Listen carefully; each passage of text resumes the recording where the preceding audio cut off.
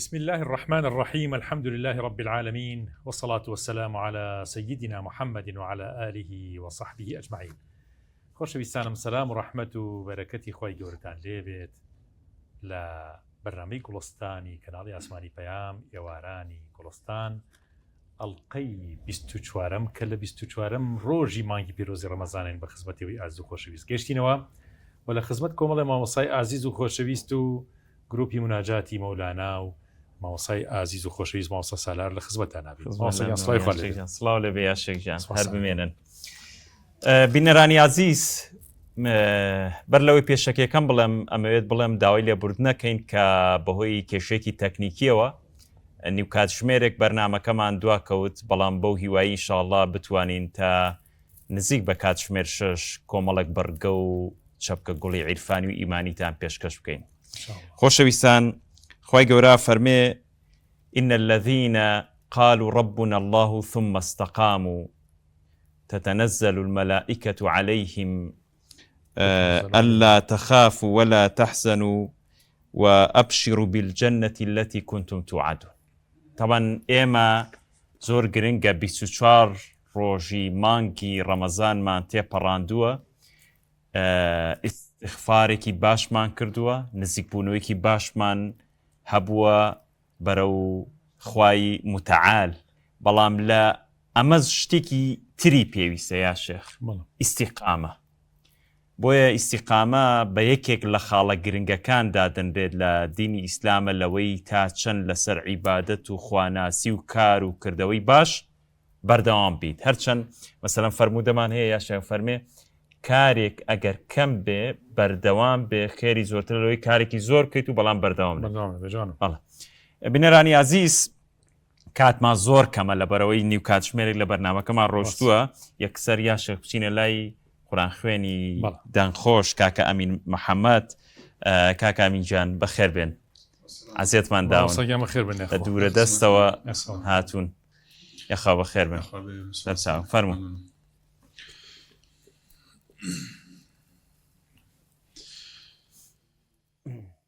أعوذ بالله من الشيطان الرجيم. بسم الله الرحمن الرحيم. ولا تحسبن الله غافلا عما يعمل الظالمون إنما يؤخرهم ليوم تشخص فيه الأبصار مهطعين مقنعي رؤوسهم لا يرتد إليهم طرفهم وأفئدتهم هواء وأنذر الناس يوم يأتيهم العذاب فيقول الذين ظلموا ربنا أخرنا إلى أجل قريب نجب دعوتك ونتبع الرسل أولم تكونوا أقسمتم من قبل ما لكم من زوال وسكنتم في مساكن الذين ظلموا أنفسهم وتبين لكم كيف فعلنا بهم وضربنا لكم الأمثال وقد مكروا مكرهم وعند الله مكرهم وإن كان مكرهم لتزول منه الجبال فلا تحسبن الله مخلف وعده رسله إن الله عزيز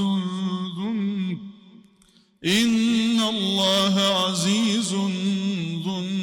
انتقام. يوم تبدل الأرض غير الأرض والسماوات وبرزوا لله الواحد القهار وترى المجرمين يومئذ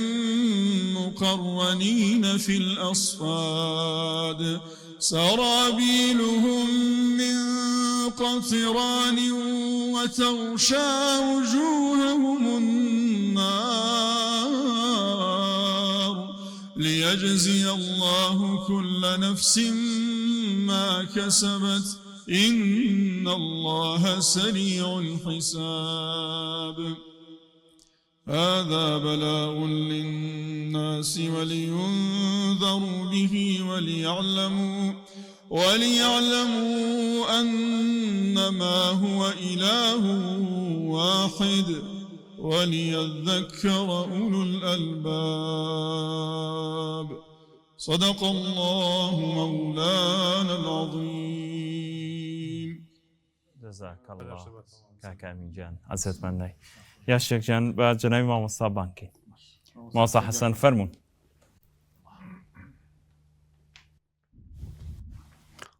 السلام عليكم. وعليكم السلام ورحمة الله. السلام عليكم يا شيخ. ماموستا برس يا خاب خير بين تشاوكم. السلام مجرور لسر خلانك. السلام عليكم. السلام عليكم السيد. دنكتان هرز الله البيار ربي دنكتان هرز الله البيار. عفو فرمون. سلام ماموستا بخير بين. تشاوكم. سلامتك. خاب خير بين. فرمون. طبعا داي لبردن مجلسان بخير بيار ربي. نخوش شباب هر إن شاء الله بالشفات. آمين يا ربي. بينيني إن شاء الله بالشفاء. إن شاء الله خوا سلامتك. إن شاء الله. ما وصيان إما طبعا لا أخير ما يجي رمضانين أو دعائي بيغمر صلى الله عليه وسلم كفيري كل حضرة رسول الله صلى الله عليه وسلم اللهم إنك عفو تحب العفو فاعف عنا چۆن بیکەین بە دەرفەتێک بۆ لێخۆش بوون ئەم شەوانی قەدر بۆ پێگەیاندن بۆ ئیمان بۆ گەشەکردنی ئیمانی خۆمان. بسم الله الرحمن الرحيم وبه نستعين. براني عزيز السلام عليكم ورحمة الله وبركاته. مجلس أنهر خير بالخير منور بيا ربي. بيقمان أو وردا درماني پیغمبر صلى الله عليه وسلم بو أو كاتي كوا پێ ئەوترێ دەشەوی ئەخێری ڕەمەزان قەدر کە یەکێک لە هاوڵەکان پرسیاری کردوتی ئەگەر شەوانی قەدر هاتن چی بڵێن فەرمووی ئەم دوعای بکە وەکو چۆن نەخۆشێک بڵێ ئەگەر تووشی ئەو نەخۆشیە بووم یان تووشی ئەو حاڵەتە بووم چ حەبێک بوو چ دەرمانێ بکەم بفەرمێ ئەمە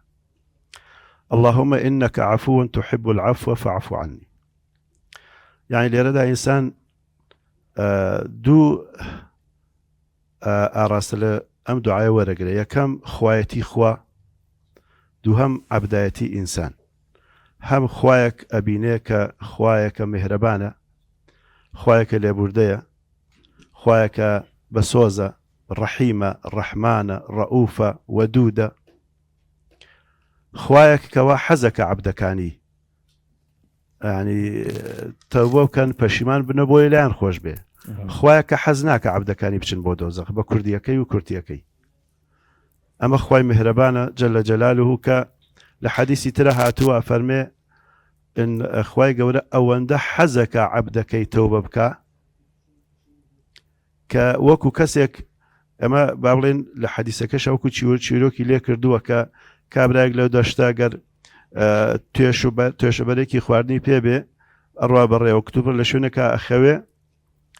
کاتێ سەر بەرز دەکات تەماشاکە هیچی پێ نەماوە دەستیشی ناگات بە هیچ شوێنێک بە هەر چواردەوەریە هەرچی پێ بڵێ سەوزایی و مادەی ژیان نییە ئەینجا ئەتر ئەوەنە ئەگەڕێ بێ ئومێ دەبێ و لێ ئەکەوێ بە تەمای مردنە کتوپڕ هەوەندە سەر بەرز دەکاتە تەماشاکە با بڵێن توێشەبەرەکەی وڵاغەکەی لە پاڵیا وەستە ئەیتر لە خۆشیە هەڵە ئەکاڵێ خوایە من خوای تۆ تۆ عەبدی منی ئەوەندە فەریح و خۆچووکە وەکوڵی ژیانی بۆ گەڕایەوە ئەفەرمێ ئەخطأ من شدة الفرح خوا جل جلاله لەوە لە الله أفرح بتوبة عبده تەماشا بکەن یعنی خوا لەوە زیاتر دڵخۆشتر و فەریحترە بە تەوبەی عەبدەکەی یعنی بەڕاستی زۆر گرنگە کەوا ئێمە لە ڕوانگەی ئەم نمونەیەوە یان چەندەها حەدیسی تریش پێغەمبەر صلی الله علیه وسلم کە باسیەوە کاکەوە خوا حەزەکە عەبدەکانی تەوبە بکەن إنك عفو خۆی صفەتی عەفویە اینجا تحب العفو کاتە تۆ منیش بخەرەبەر لێبوردنی خۆت لێرەدا ئەمە خوایەک ئەبینین بۆ جۆرە میهرەبانە و لەگەڵمانایە و سەرپەرشتیمانەکە پێداویستیەکانمان بۆ دابینەکە بەدەممانەوەیە لە هەموو هەناسەکانماندا ئەوەی کەوا پێویستی ئێمەیە ڕزقە ڕۆزیە ژیانە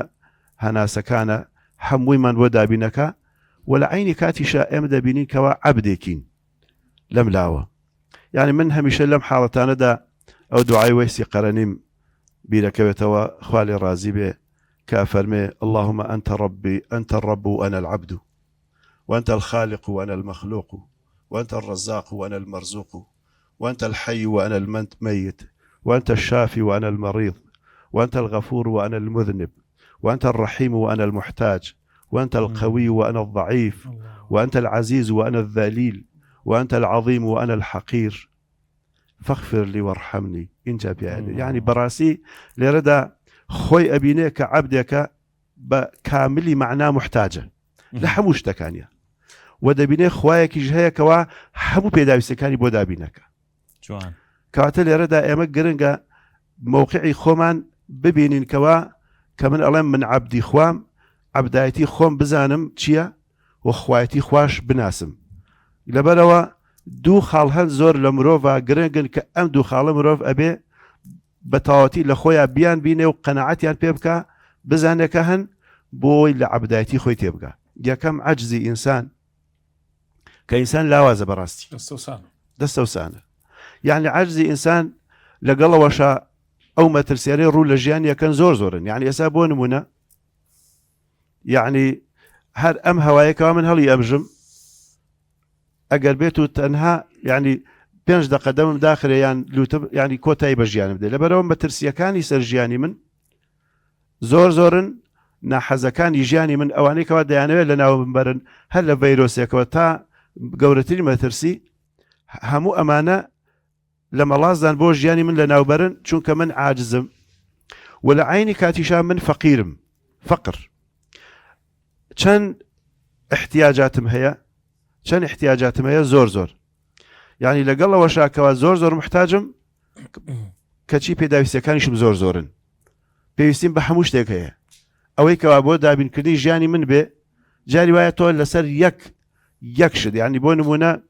ئەگەر ئەو زمانە بچکۆلێ لە ناو قوڕگە بەعکسەوە ئیش بکە لە خلال لەحەظاتە ئینسان کۆتایی بە ژیانی دێ یعنی ئەمە هەشتێکی زۆر سادەکە ئەسڵان هەم بی لێ نەکەینەوە یان بۆ نمونە ئەگەر دڵ چەند دقیقەیەک بوەستێ چیمان لەبەسەر دێ یان یەک لەحظە خوێن بۆ مێشک نەڕوا یعنی ئینسان لەسەر وەکو چۆنڵێ ها زۆر جارڵی کاکە ئەو سیارەیە زۆر عەزەتی مەدە لەسەر سیمێکی باریک وەستاوە ستۆپەکەی ئەی باش ئێمە هەموو بوارەکانی ژیانمان لەسەر مویەکی باریک وەستاون بەڵام کێ سەرپەرشتێکە لێرەدا کاتێکەوە من لاوازم دەزانم کە خوایەک هەیە دەسەڵاتدارە مدەبرە خالقە ڕازقە خوایەک هەیە کاتێکەوە من محتاجم فەقیرم خوایەک هەیە ڕەحیمە ئینی لما ئەنزەلتە ئیلەیە من خەیرن فەقیر لەبەرەوە ئەم دوو صیفەتە لە ئینسانە ئەم دوو ماکە لە ئینسانە وا ئەکەن کەوا بەڕاستی عەبدایەتی خۆی ببینێت جوانە حتا لە کاتێکا کە باسی ئێمە ڕەمەزان دەکەین حیوارێکی بچکۆلە هەیە مامۆستا نورسی خوا لێ ڕازی بێ لە کۆتایی پەیامی ڕەمەزانە هێناوێتی ئەڵێ خوای گەورە نەفسی سزادا زۆر عەزەتیدا لێیدا ئەملا ئەولا هەر وتی تۆکیت و من کێم وتی منم و تۆ تۆیت بەخوا ئینجا خستێ ناو ئاگرەوە سووتاندی دەری هێنایەوە تۆ کێیت و من کێم وتی من و تۆ تۆیت ئینجا ئەم جارە برسی کرد کە زۆر برسی بوو ئینجا خوا فەرمووی تۆ کێیت و من کێم ئەویش وتی من نەفسێکی لاوازی هەژاری محتاجم تۆش خوایەکی مهرەبانی یعنی لێرەدا کاتێک کە ئینسان هەستی بە پێداویستیەکانی خۆی کرد ئەو کاتە هەم خۆی ناسی هەم خوای خۆی ناسی لێرەدا کاکڵی عەبدایەتی بۆ ئینسان دەرەکەوێت دەست خۆش جەنای مامۆستا یاشێک باسی عەفوی کرد من ئەچمە سەر دەسەواژەیەکی تر کە لە قورئانە هەیە یعنی حەزەکەم بەو ئاەتی سوڕەتی نوح لە ئاەتی 10 تا 12 دەسوم کە لسزاري حزتي نوحا فرمي فقلت استغفروا إنه كان غفار يرسل السماء عليكم مدرارا ويمددكم بأموال وبنين ويجعل لكم جنات ويجعل لكم أنهارا. يعني همو أوانيك لدواي استغفارك وهاتوك في وسكراوتو وشي استغفار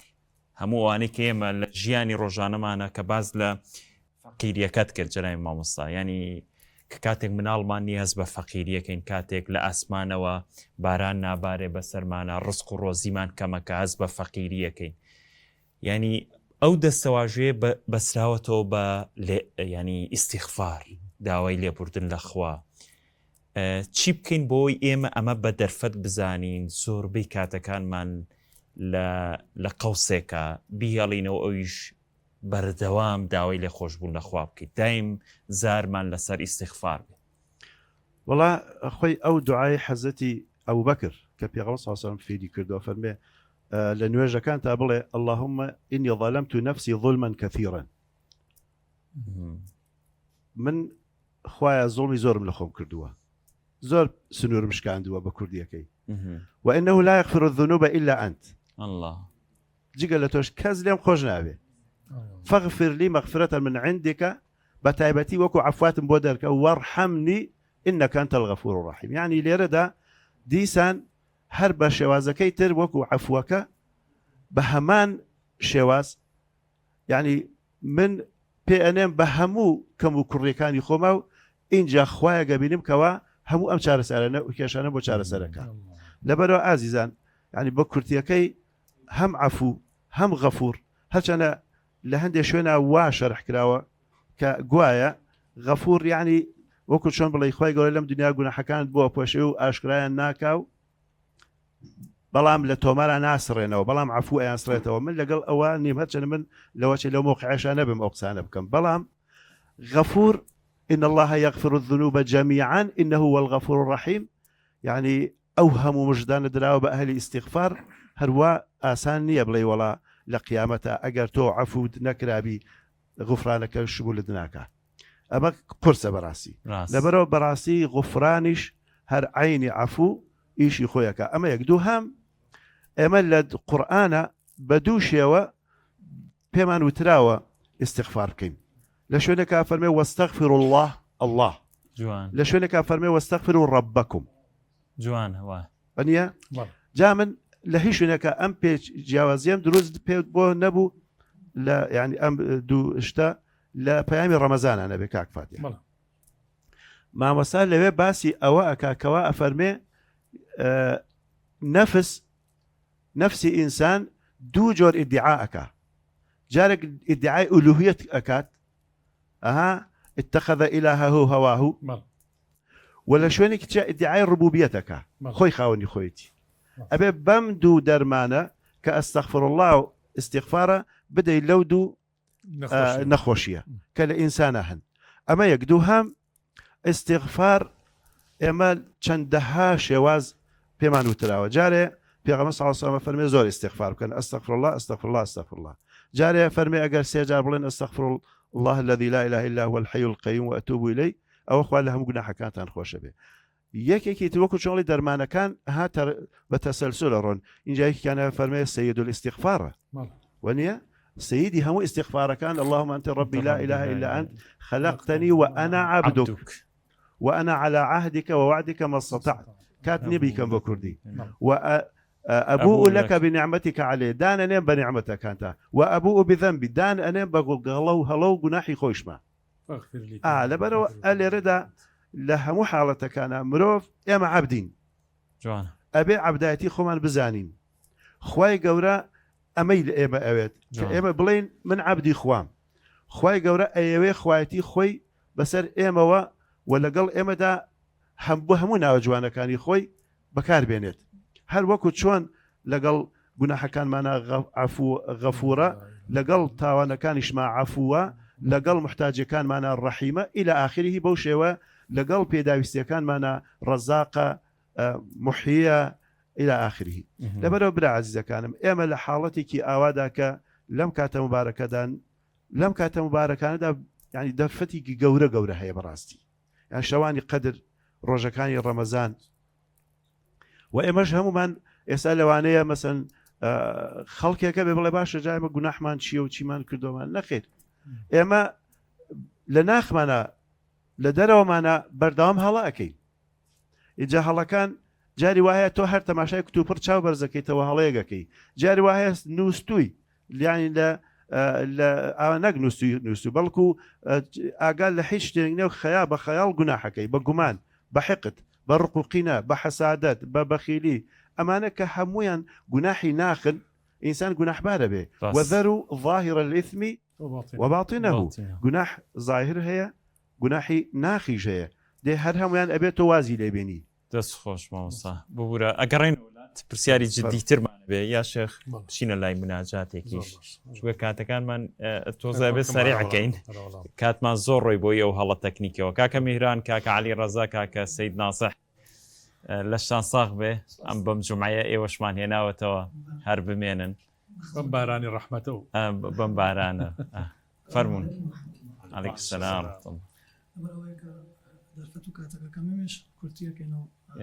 دەست خۆش کاکە میهران بۆ نفسی خەتا چوون بە عەبەس غەرقی خەتا خۆم بۆ نفسی خەتا چوون بە عەبەس غەرقی خەتا خۆم هەمسایە لەگەڵ فاسقی بێ شەرم و حەیا خۆم محکومی هەوا خواهی تەڵەبکاری ڕیا خۆم بێتاعەت و ذیکر و عمل و حەمد و سەنا خۆم ڕووزەرد و سەرەفکەندەی دیوانی خوددایە خۆم یا ڕەبی تەوبە یا ڕەبی تەوبە لە دەرگانەی تۆ یا ڕەب هەزاران تەوبە یا ڕەبی تەوبە یا ڕەبی تەوبە لە دەرگانەی تۆ یا ڕەب هەزاران تەوبە لە دەرگانەی تۆ یا ڕەب هەزاران تەوبە یا حەی یا قەیوم یا شایلا مەکە یا حەی یا قەیوم یا شایلا مەکە تەمای لطفی تۆین یا ڕەب تا آخر زەمان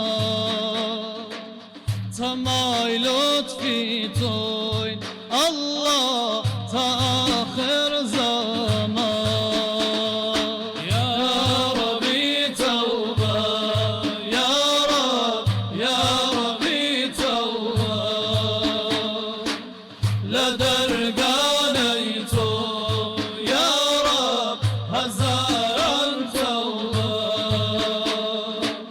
لە دەرگانەی تۆ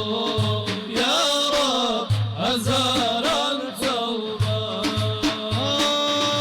یا حەی یا قەیوم حەی جیهاندا یا حەی یا قەیوم حەی جیهاندا خالقی مەخلوق یا ڕەب بگیان و گیاندا خالقی مەخلوق يا رب بقيانو قياندا يا ربي توبة يا ربي توبة لدرقانيتو يا رب هزارا توبة لدرقانيتو يا رب هزارا توبة آي هرچتوني كي يا رب بكسنا كري هرچتوني كي يا رب بكسنا كري بإذني تو يا رب كسنا مري نبقاشي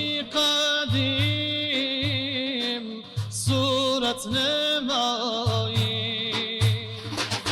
بخط لا يقى يا رب قدرة نمائي بوتو لا يقى الله قدرة نمائي يا ربي توبة يا ربي توبة لدرقانيتو يا رب هزارا توبة لدرقانيتو يا رب هزارا توبة ما شاء الله تەنسیقێکی جوان بوو آي. تەوەر و مناجە تۆری بەنامەکە ئێستا ئەی دەست و چاوتان خۆشخوازاتان باتۆ یا ڕەبی ئەوەمان بەس دەست خۆش بێ کاکە میهران یا شێخ من پرسیارکەم یان تۆیکەی والله جنابة فرموا لخصبتها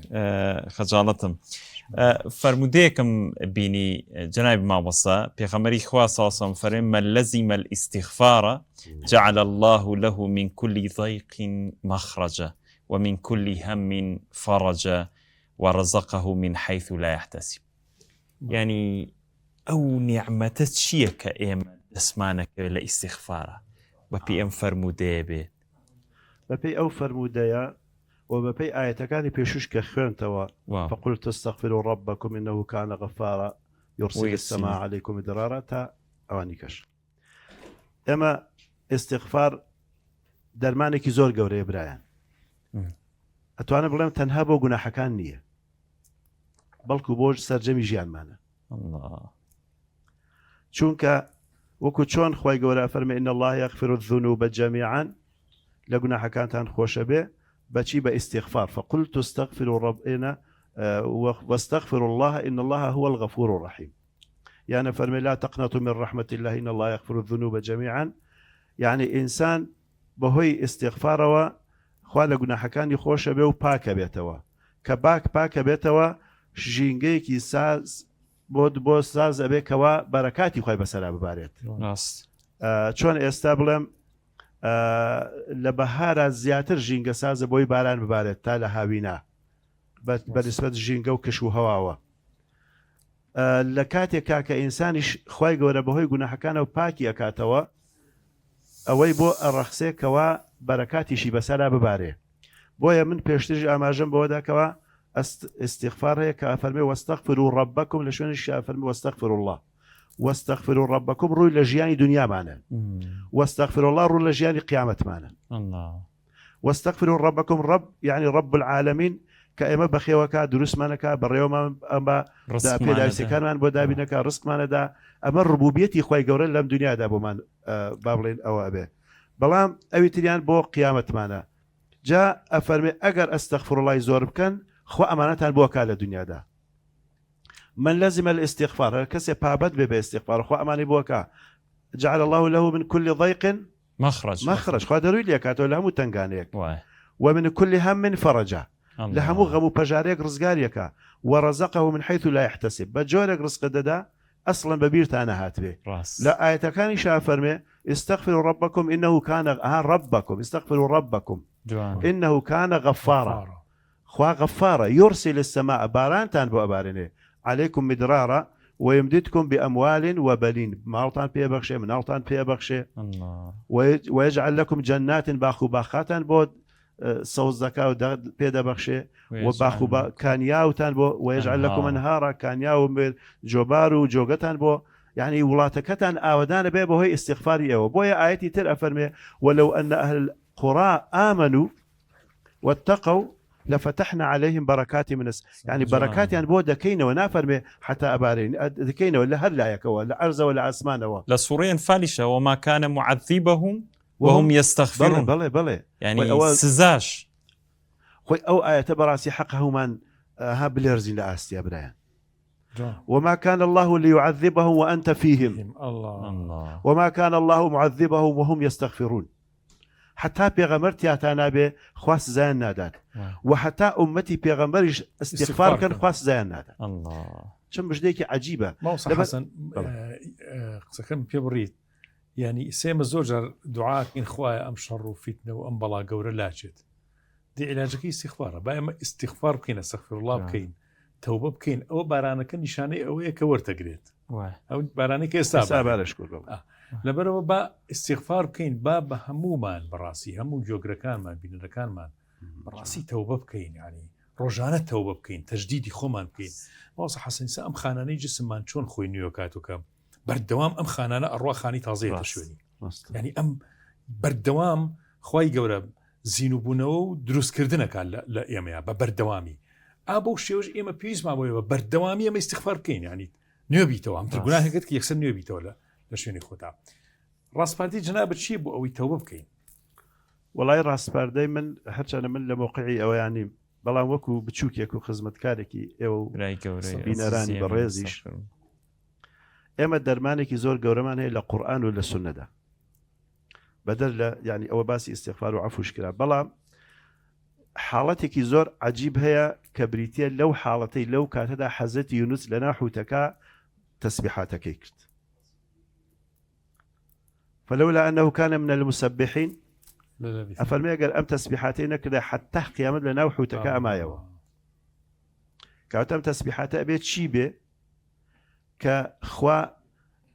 يعني أمهم هم شو تاريكك هم بحرك هم حوتك بوكل بخدمتكار لكاتك هرسي كان بريانا دابو لنا يبرن وانيا بلام هر هميان بون بخدمتكاريو يارمتيان داو هنا أنا دروا عزيزان أما أو تسبيحاتك أخوة فرمي نادى في الظلمات لتاريكاية كان تاريكاي شو بحركا دمي حوتكا نادى بلام أو بانجي كرت لا إله إلا أنت سبحانك إني كنت من الظالمين الله لا يدرس قاربك وانيا حوالي بخوا برد كاتك حزتي أيوبتي أوهم نخوشي بس لا درابو نيوت خويا شفان بدا وتي ربي إني مسني الضر وأنت أرحم الراحمين من أو توشي زيان بوم تاخذ أرحم الراحمين الله ليرجع حزتي ونزوتي خواتو هر خود خوي باكو بيقردي بوتو من ظلمهم لخوم كردوا من قناح بارم إني كنت من الظالمين يعني فاستجبنا له يكسر شوين بهاواريوا ونجيناه رزقار مانك من الغم لو وضع رزقار مانكرت إن جاء دواي أو إما تايرة زور مان أيزاني بلام دواي أو بو إما وكذلك ننجي المؤمنين الله وش أوا رزقار بن بتشي بويا همو من هميشه دعاء بكن بلين خوايا أم دعاء حزت يونس بو يك جارج به بو حالتي حزت يونس ولا ما نورجي بما بيت أو واقع قناعة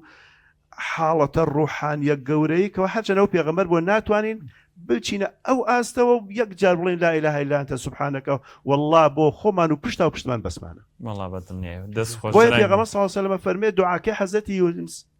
خوا پێ ڕزگار کرد هەر ئەبدێکی ئیماندار بۆ دوعای بداوا بکە خوا بەدەمیەوە چێ برایان لەبەرەوە بەڕاستی بەو خوایە دەردەکانی ئێمە موسیبەتەکانی ئێمە وەضع و باردۆخی ئێمەی ئێستای مسلمانان زۆر لە وەزعەکەی حەزەت یونس لەبارترە کاکە حەزەت یونس تەنها قیامەت دنیای لە کیسە چوو تەنها دنیای لێک بیژمردایە لەوێ هەر دنیا لە کیسە چوو پێغەمبەرێک بوو خی گەورەی خزە باشتەوە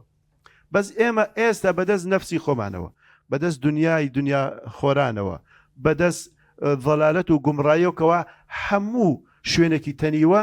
ئێمە گیرمان خواردووە لە تاریکایەکی عجیبان لەبەرەوە ئەبێت لەم تاریکایانەدا بە بەردەوامی ئەم وردەمان لەسەر زمان بێ بەڵکو ئەمە خوایە یەک جارجا یەکێک لە پیاوچاکان ڕۆشتبوو لەگەڵ دووسێ کەسی ترا بۆ مەدینە لەوێ فەرمووی ئاگاتان لەبێ هەناسەی زۆر هەڵمژن قوڵ هەناسە هەڵمژن هەرتەنها یەک گەردی لەو هەناسەیەکەوە پێغەمبەر داوەتی ساڵم یەک گەردی لی بێتە ناوتەوەیتر بەستە هەناسەی زۆر هەڵمژن ئێمەش ئەگەر لەو هەموو تەسبیحاتی کە ئەیکەین یەکێکیان بچێتە ئەو وەضعەوەکەوە حەزرەتی یونس کردوێتی بۆ ئێمە بەسە برایان لەبەرەوە بارودۆخێمە زۆر لەبارترە و ئێمە زۆر پێویستمانە بگەڕێنە بۆ لای خوا ئەمە چارەسەری ئەوەڵ و ئەخیری ئێمەیە ماوەسە سەر تەمان یەک دقیقا ئەگەر ماوەسا یارمەتیم با ماوەسە حەسەن ئەگەر بە هەڵا چووم بۆم ڕاستکاتەوە ماوەسا سەعیدی نورسی ڕەحمەت بێ ئەفەرمێ لە بینی مەغریب و عیشاوە ئەزانم ماوەسا بەڵێ 33 جار بڵێن لا إله إلا أنت سبحانك إني كنت من الظالمين ودعاك حضرت يونس 33 جار بڵێن حسبي الله ونعم الوكيل 33 جار بڵێن لا حول ولا قوة إلا بالله 33 جار يا باقي أنت الباقي 33 جاريش ربي إني مسني الضر ربي إني مسني الضر وأنت أرحم الراحمين كهي دو بيغمر دعاي دو بيغمريتي جاء ما إن شاء الله بيكن بدأ بو أخلاقي الرجانة ما لبيني مغرب وعشاء ما وصي أنت سكان خوش به خۆی گەورە پایدارتان کە وازاواتەوە کاکە ئەمین وڵای دەرهێنەرەڵێ کاتان هیچ نەوە بەڵام هەر پێم خۆشە ئەوە دوو خولەکی تر کاکە انشاءالله دوعاکانی کۆتایی قورآن نەبێنی کەم بەنیوە پێشتە قورآنمان خوێن وەڵانجا و خۆ دوعاکانی تو دەستەوە فەرموو انشاءالله فەرموو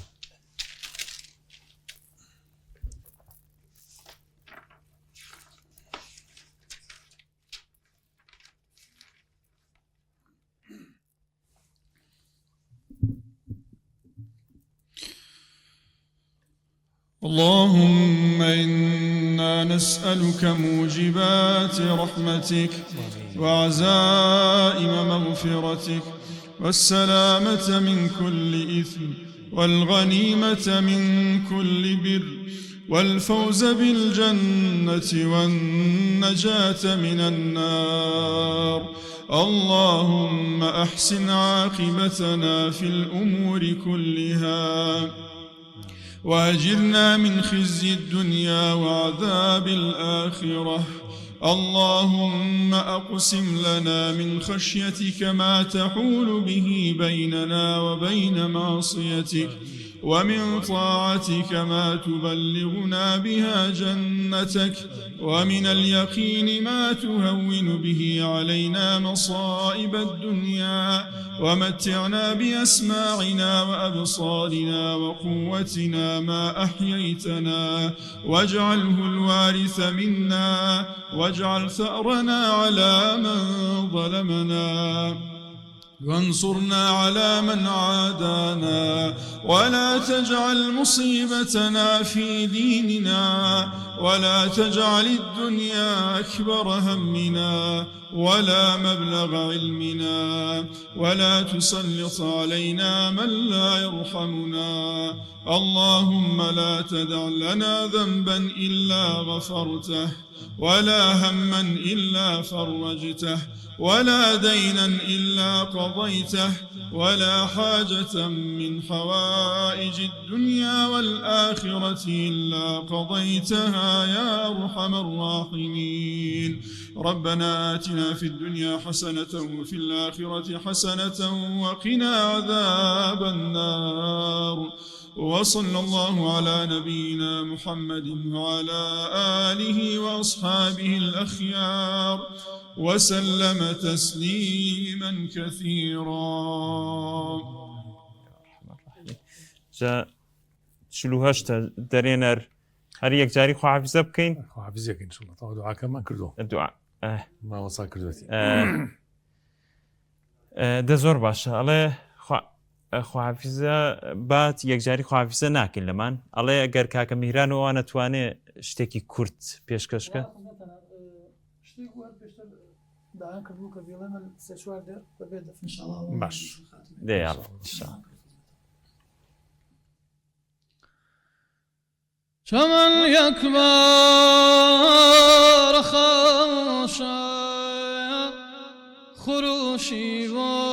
بلبلان بابه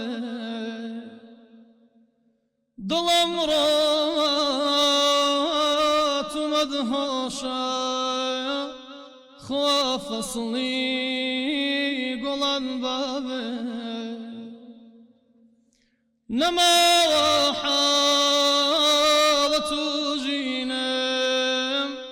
لدستورا حشيرينا رفيقا بين بكنشينا صدى يقريا وفضل بابه رفيقا بين بكنشينا صدى يقريا وفضل بابه أسيري تارقي سوتم هلاكي شابي جادوتم شهيدي غياب روتم دسا عيسى زمن بابه بحمد الله قولي رعنا شكان ديرا ونقي ليلى بل المجنون كي شيدا رئيسي عاشقا بابه زمانا